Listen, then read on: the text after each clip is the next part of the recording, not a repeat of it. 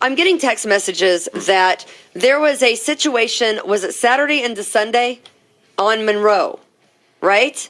And it was at a bar that's on Monroe. And several individuals have texted me about this situation that went on early Sunday morning at O'Callahan's on Monroe.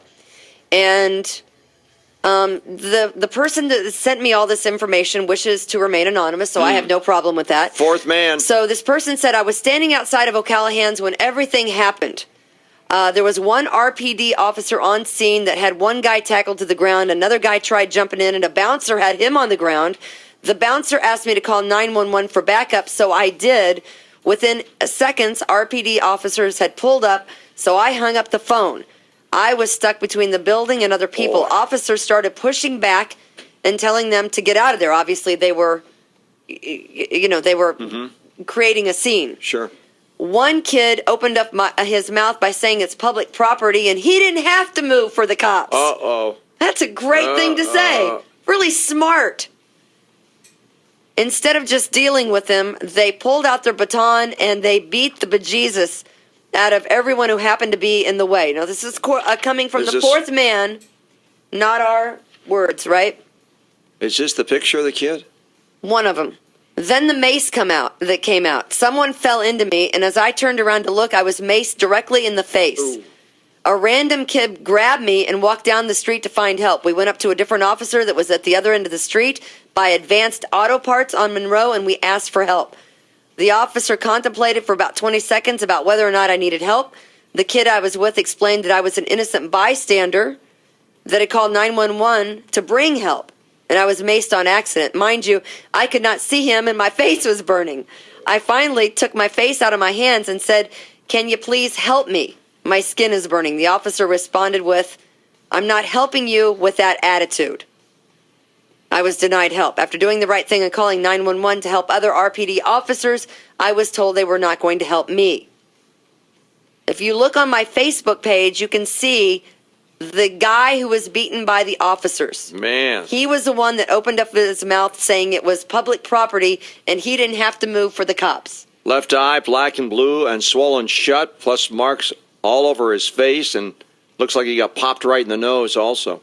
Well, what did he say? Well, he said, it's public property and I don't have to move, after officers were trying to deal with whatever melee and fight was happening outside of O'Callahan's. I got to believe there was more than that said.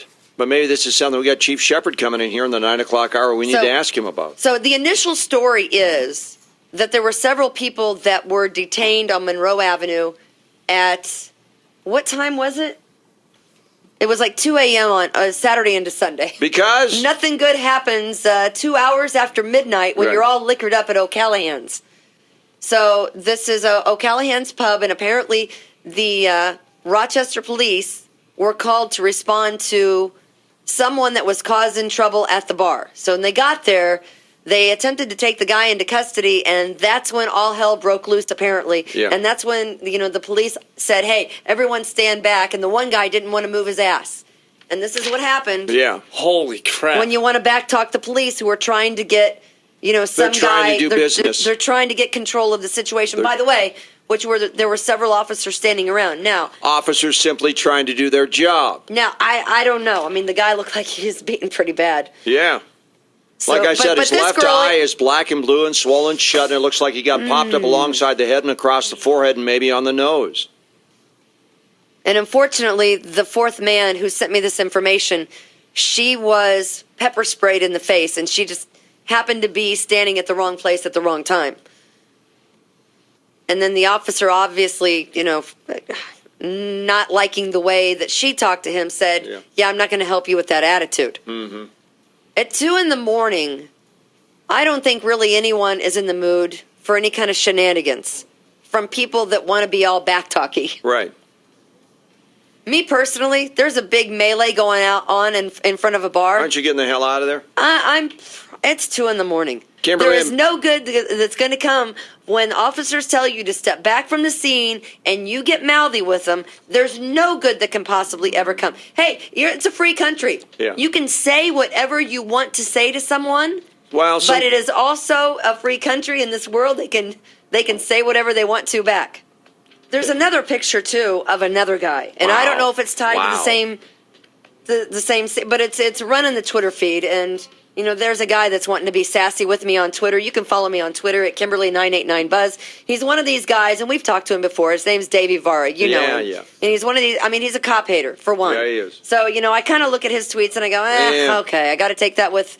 I look at that and go, all right. Anything the cops do, he thinks it's wrong. He thinks it's wrong, no matter what. I mean, they honestly could help the sun rise in the east, and Davey Vara would find a problem with it. Well, and normally when Chief Shepard shows up here, he's waiting for him outside the studios when the chief leaves. You know what I mean? It's freaking like, crazy. Leave the guy alone. I like the guy. The guy's a nice guy, but he's got to screw loose. So I asked him, okay, what are these pictures tied to? Tell me the story, because not only did he have the pictures, but the fourth man who sent us the story also had the pictures.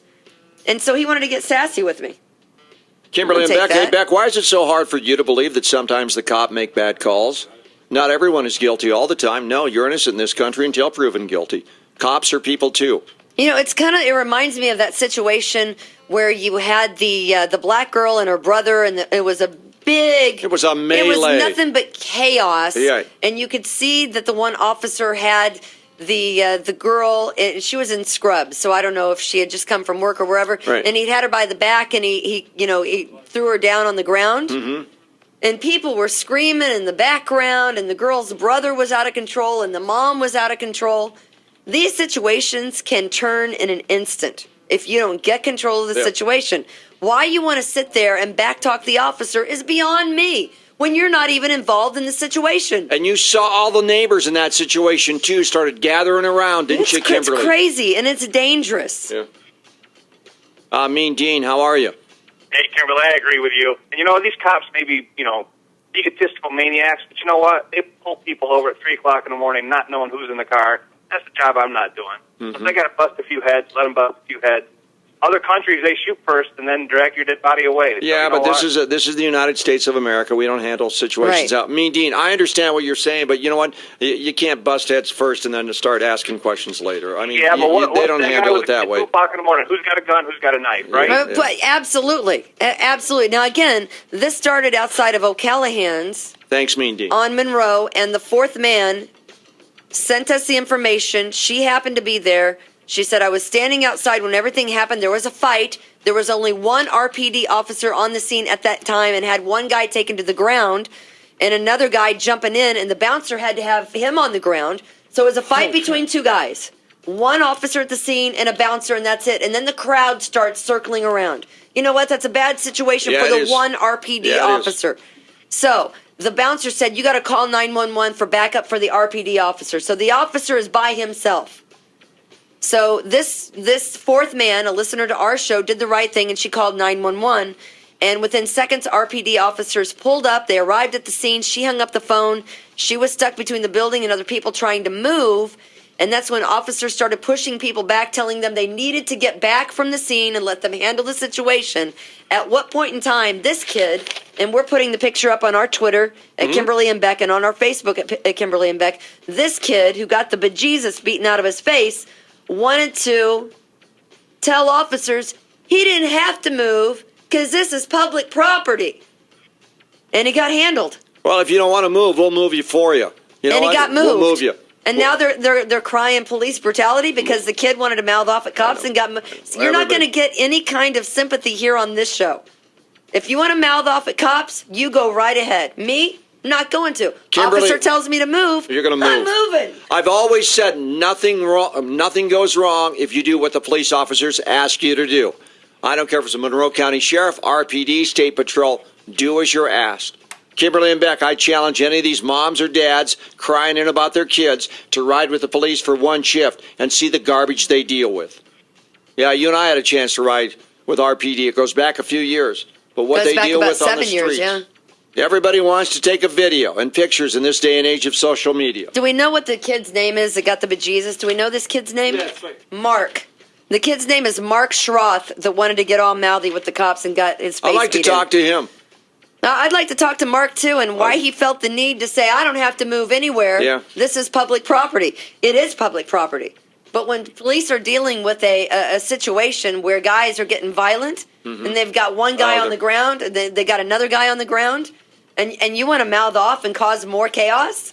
So according to the fourth man, they pulled out their baton and started hitting the guy. Then the mace came out to kind of, crowd control. Sure. And unfortunately, the fourth man, this girl got mace. Do you think the next time this guy's asked to move, he'll move? Or he'll say, hey, it's a free country. I can stand wherever I want. My dad always told me, some people are stupid and never learn a lesson.